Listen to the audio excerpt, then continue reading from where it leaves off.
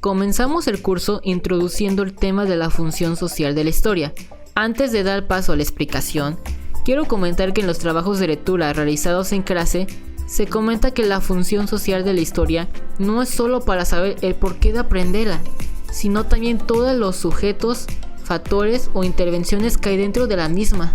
Si les resumo con unas pocas palabras, estos son: todo es historia. Pero, ¿por qué todo es historia? Porque al final cualquier cosa del pasado ha impactado de una forma u otra en la comprensión de nuestro presente. En mi perspectiva y experiencia, la función social de la historia tiene distintos puntos en cómo algunos sucesos del pasado son irrepetibles, como los conflictos, y se deben evitar más a futuro. También es el estudio de los cambios y evoluciones que hemos presentado como sociedad, aparte de ser reflexivos con el cuestionamiento de la misma historia, para analizar y abrirse a nuevos puntos de vista de los sucesos con distintos enfoques para la creación de una interpretación propia y colectiva para difundir. El relato histórico es un recurso complementario en el aprendizaje de la historia.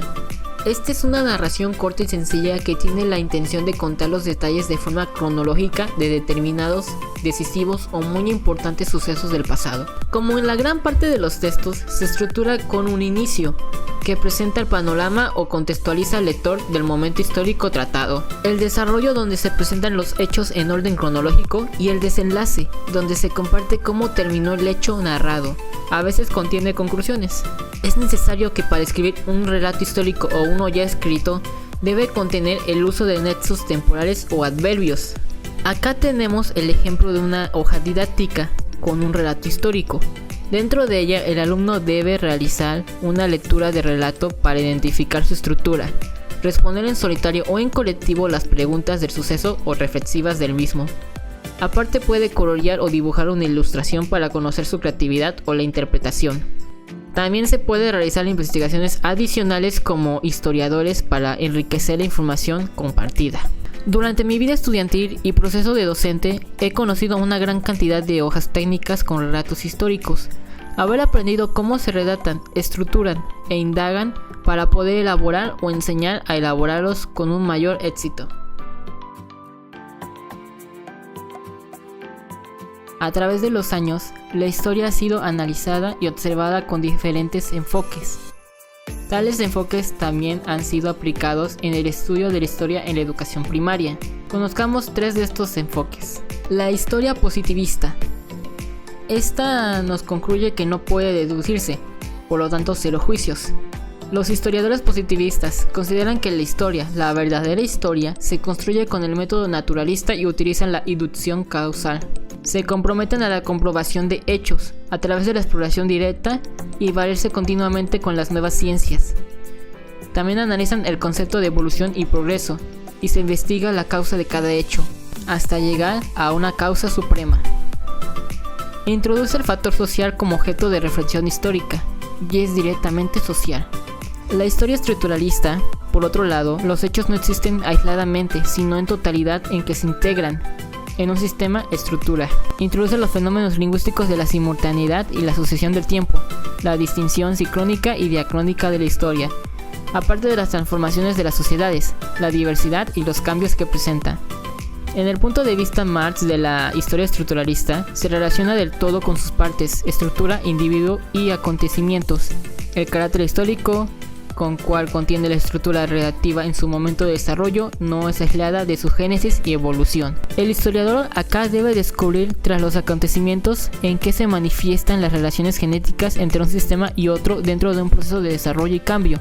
La historia estructural es el proceso de desarrollo de unidad y diferencia, continuidad y descontinuidad, prolongación y ruptura. Su principio es aplicable cuando toda la estructura social es histórica, que debe contener estabilidad relativa, límite cualitativo, proceso de desarrollo, cambios estructurales y destructurales. La historia desde un punto de vista francesa consiste que para lograr una historia regional realmente científica y rigurosa, se debe reconstruir científicamente, abordando problemas de índole general y resolviéndolos desde los documentos y los elementos que aporta la región histórica estudiada.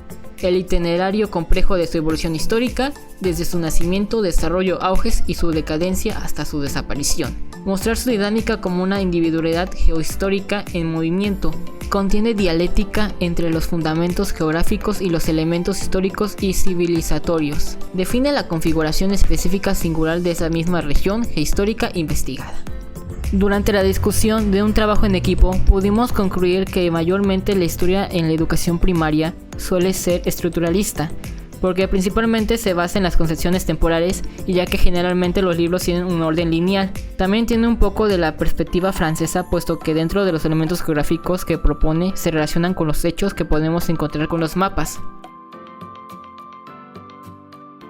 También otro tema que aprendimos durante el curso fue el conocimiento de las 12 ideas clave para la enseñanza de la historia, solo que sí hay que admitir que este es un tema extenso, por lo que trataré de resumir de una manera entendible cada una de ellas con sus sugerencias de aplicación, aparte de comprender cómo se relacionan entre ellas. Destaca por la importancia de obtener la correcta ubicación del individuo en las variables temporales con apoyo del conocimiento y la práctica de categorías, nociones y convenciones temporales de uso común por parte de la comunidad humana. Algo tan sencillo de saber que los hechos suceden en un determinado tiempo, espacio, y cómo el mundo cambia, se transforma y evoluciona es algo que se debe explicar a los niños. Las primeras aproximaciones de tiempo que se introducen a los alumnos son: la sucesión del tiempo. Es la comprensión de que las cosas suceden después de otras. Es importante asociarlo con aspectos de la vida cotidiana y experiencias del alumno ajustadas a su nivel. Entendimiento del pasado, presente y futuro. Acá la historia reflexiona sobre el conocimiento del pasado construido por optar con mayor libertad el presente e impacto al futuro. Se recomienda trabajar con iconografía y relatos de contenido temporal, y con imágenes para ordenar sucesos. La reversibilidad, que se puede estudiar el tiempo de pasado a futuro y viceversa. Ayuda en construir una linealidad, estimula la imaginación con la interpretación, y para aplicarla se puede relacionar con actividades de sucesión, pero a la inversa. La simultaneidad. A muchos alumnos menores se les dificulta comprender que varios sucesos pueden pasar al mismo tiempo. Por eso es necesaria la observación atenta de todo lo sucedido a la vez en un solo momento. Este trabajo contiene un pensamiento que se puede aplicar en la vida cotidiana y análisis de la historia.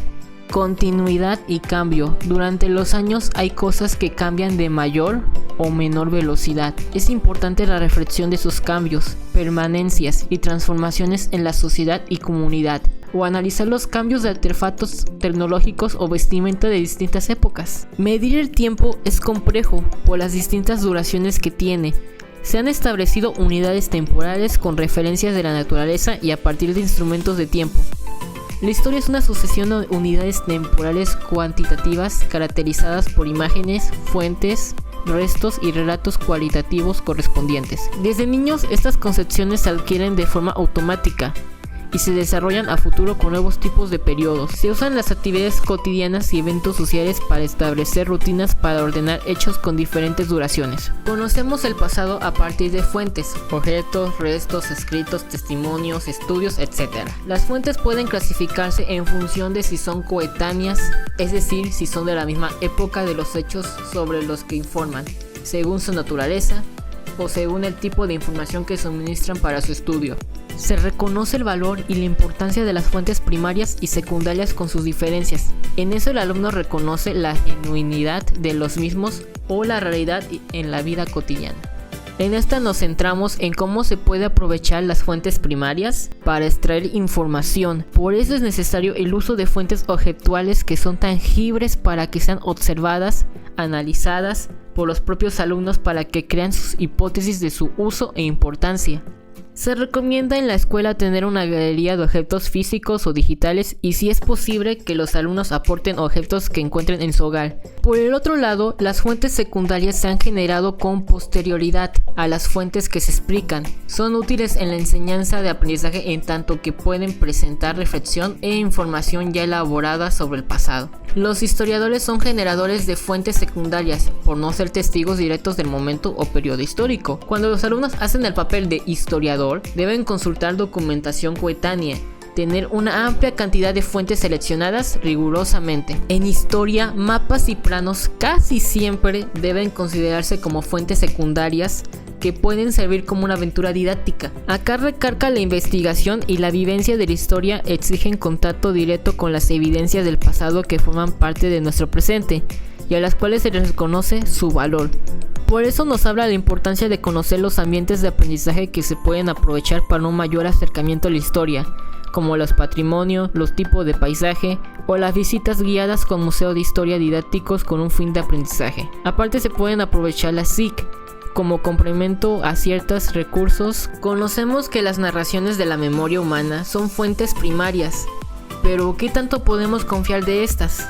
Por ejemplo, ya conocemos la información objetiva de fuentes arqueológicas, pero en el caso de la memoria humana, esta puede ser selectiva, con una fiabilidad parcial y no muy precisa. También existen los puntos de vista, que son los testimonios objetivos de las personas, o también depende el ángulo o posición donde se vio el hecho.